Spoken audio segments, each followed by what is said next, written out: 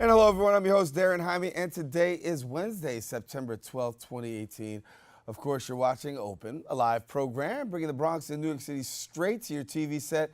We want to encourage you to stay connected to us here on BronxNet Television, and we also want to welcome our viewers here on the Manhattan Neighborhood Network, as Open is now being broadcast live simultaneously on MNN's channel. Now, how do you stay connected to us? Well, you can find out more about us at Twitter at BronxNet TV and Facebook at Open BronxNet Television.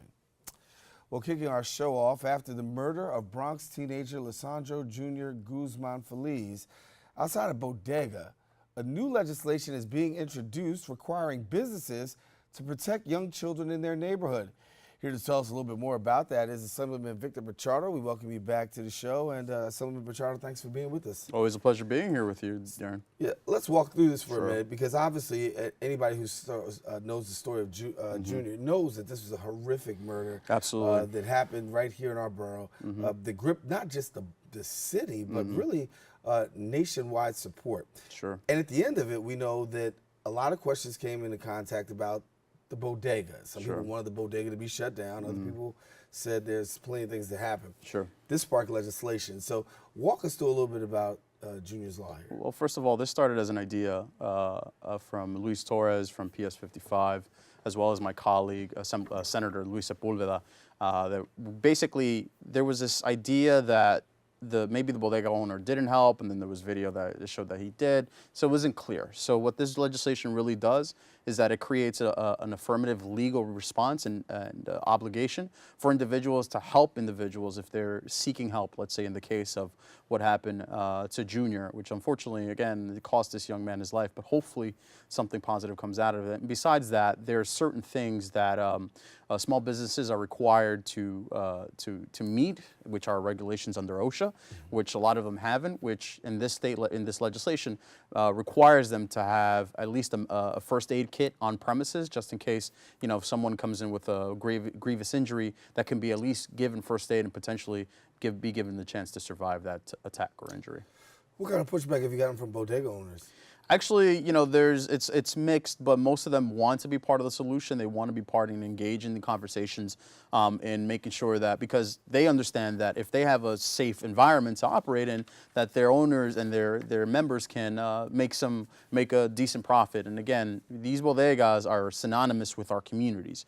So, it's a community solution to an issue that has plagued our communities for generations. And for them to be involved in it, they want to make sure that they're not singled out in the issue, but they want to be part of the solution to this. And I think that there have been some positive conversations happening in the last couple of months. So walk us through a little bit more of the legislation itself. What does it actually call for? So again, the important thing is that it creates an affirmative legal obligation for anybody if they run into your store, or your sneaker store, or your bodega, or whatever, that if they're asking for help, that you need to at least call 911 at the very minimum. So that clarifies any sort of any not kind of weird vagaries in the law or vagaries in terms of obligation. So a person has to at least make the effort of calling help or getting help. The quickest way is dialing 911. Also, my colleague in the City Council, Andy King, is supporting and sponsoring similar legislation that includes money for panic buttons for small businesses. So they don't even have to go through the effort of actually dialing 911. They can actually just hit a panic button and the local precinct will respond. So again, what the bill does is it creates an affirmative legal response that a person has to respond to a person who's asking for help in that case. Also, it creates safe business corridors. So like, let's say if a young person is being followed, a young woman or a young lady, or is being attacked, they can go down one of these business corridors like a Fordham or Burnside in my district, and they can go to any bodega and they can actually get help that they need, or they can get refuge from these stores. But and also the component of making sure that all these small businesses are OSHA, comply with the OSHA rules. Now there's a legal a law that actually obligates them to make sure that there's a first aid kit available on the premise in case that someone gets injured, that they can treat them and at least wait to EMS or whatever. Have you had the opportunity to speak to Junior's family? Got any response about their thoughts? I was with his father a few weeks ago and talking about this. His dad supports the legislation 100%. We're working with him and the family and making sure that, again, we protect, that we respect their space and we respect their grieving process for the loss of their son. But they want to make sure that his death isn't in vain. They want to make sure that if something so negative that happened and impacted their family, that not another young person or another family has to go through this tragedy. So they've been active partners in this, and I look forward to working with them as well as my colleagues in the state legislature, that at the moment we get back to Albany, that we can put this in the top #1 priority list and we get it passed this legislative session. Talk about the community for a second, because the community really rallied around. I mean, Absolutely. It was, literally the face that was seas of people, scores of people saw all across the United States when it came to Junior's death and the aftermath. What's the community temperature right now, given the fact that you have people in custody, but yet and still such a heinous crime is committed? Justice will be done for Junior's family. That's probably one of the most important things. But ultimately, the disease itself, the issue itself, is not being dealt with in a much more aggressive way.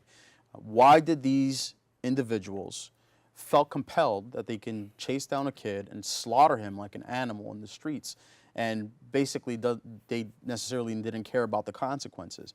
How did they get to that point and understand that, this human life isn't valuable? There was sort of this depraved indifference to human life. So what does that happen? What does that mean? Basically, that we need to make sure that we divert individuals before they get to that point where they feel that, gang is law and nothing else matters. But more importantly, that we give people a reasonable and real alternative to this type of life, so they can do something positive, so they're not caught in this situation, so they don't feel compelled or they feel no compunction or composure to take a human life in such a barbaric way. So it's a lot of things that have to happen, but I know that myself and my colleagues in the state legislature, we look forward to going back to Albany in January and making sure that the funding is available, that this law is passed, and make sure that we prevent these tragedies from happening again in the future. Let me ask you a question on a different front. Right now, many of across the United States are getting ready to brace for Hurricane Florence. Absolutely. It's hitting across the, hitting across the seaboard right now, or in a couple of days. Let's talk for a minute about the president, because the president made some comments about Puerto Rico and his handling of Puerto Rico, feeling as though Puerto Rico was dealt with very well, saying that he dealt with Puerto Rico extremely well.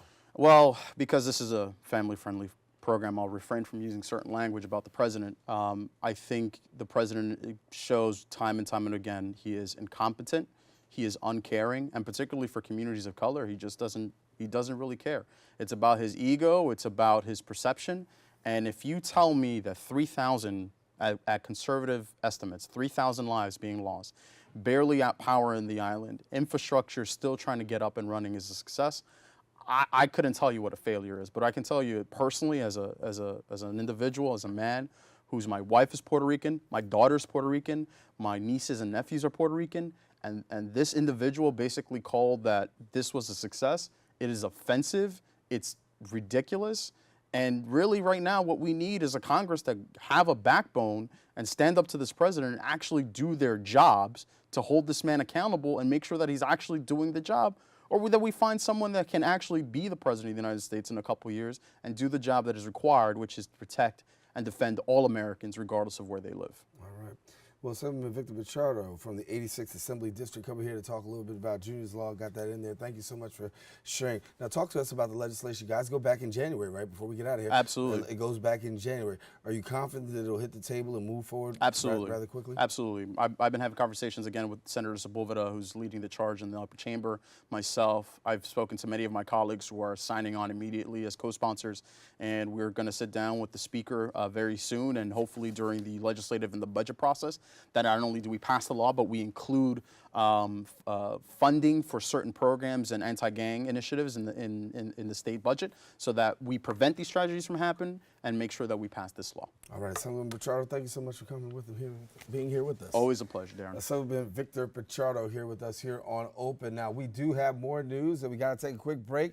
More people to introduce to you, so you just got to stay with us. I should say we'll be right back with more Open coming up in a few.